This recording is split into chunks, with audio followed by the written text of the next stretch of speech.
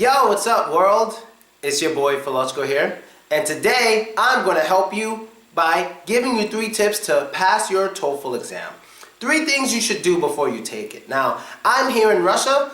I'm from America, from Brooklyn, and I've been in Russia for about 5 months now. I'm having a lot of fun. Yeah, it's an interesting country. But on a more serious note, I want to help you and give you tips on passing your TOEFL exam.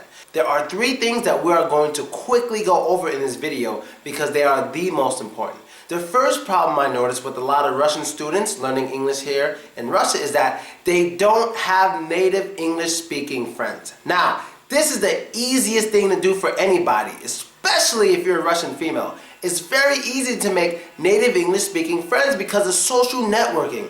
Facebook, Twitter, MySpace, Blogger, whatever you have, there are many ways for you to make friends who speak English as a first language. And by having these friends, all you would have to tell them is, hey, if I say something that sounds like completely wrong in English, can you please just let me know? Can you please just do that? And maybe 4 times a week you guys can speak for like an hour or 2 hours, and that'll help you out a lot because you can read all you want, you can hear all you want, but if you don't have the proper amount of speaking practice, you're probably not going to do so well as you should. So you need to be able to speak to native English speakers so they can hear you and respond. There's even some programs out there that are really good for you to learn, but nothing is better than a professional teacher or a native English speaking person when it comes to speaking properly, using your grammar and stuff like that, and your pronunciation. There is nothing better than a native English speaker listening to you. Now, number 2, the second thing you really need to work on before you take the TOEFL exam is your pronunciation. Out here in Russia, I noticed 5 sounds that a lot of people have a problem with because they are completely different in Russian. The first one is the TH sound. You don't have one in Russian. There's 2 of them. There's a hard one and a soft one, like that. And the usage of the tongue feels very funny to people, so a lot of them do it incorrectly. The second sound you don't really have in Russian is like in my name. My name is Phil. That sound in the I, Phil. Instead of saying Phil, what do most Russians say? Feel! It's great to see you! Feel! But it's not feel, it's Phil. And that is a sound most of you really need to learn to make. And another sound that you don't have in Russian is the W sound. Now the W sound, when it's in the beginning of a word, a lot of Russian people will pronounce it like this, v. So what to a lot of Russian people would be vat.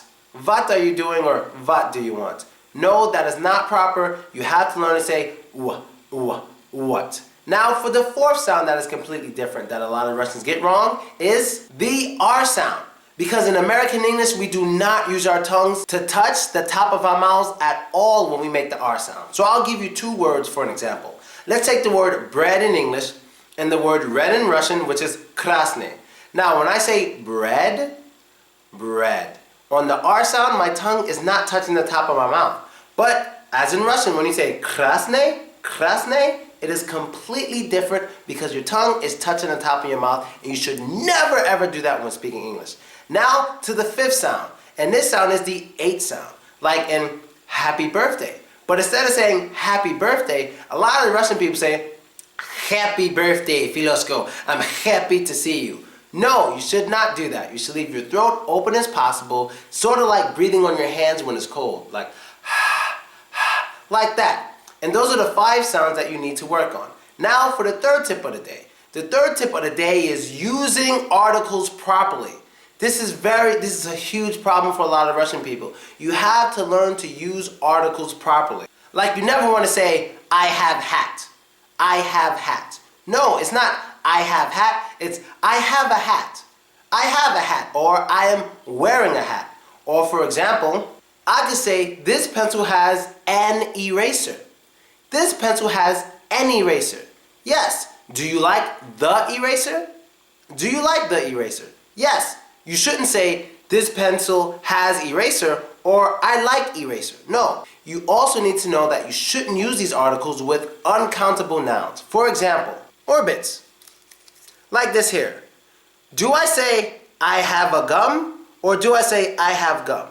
Well, it's I have gum, because the word gum, we use that singular and plural. We never add an S. So it's I have gum. Do you want some gum? Do you like this gum? It is not a countable noun. You never say I have 2 gums, 3 gums. No, it is uncountable. So because it's uncountable, the rules change when using articles. And that's basically it. This video is basically telling you what you need to study, and after this video I will make other videos explaining everything I slightly taught you about in this video. So remember, you need native English speaking friends. It helps a whole lot. You have to work on those 5 sounds that I told you, and also you have to work on your articles. Do you like the video? I have a cat, or I saw an elephant, and I like the TV. Yes, I like the TV.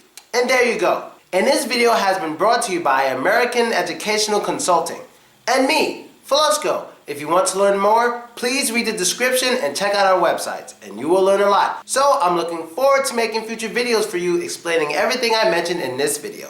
And there we go, my introduction, and I'm out. You're going to pass that TOEFL exam whether you like it or not.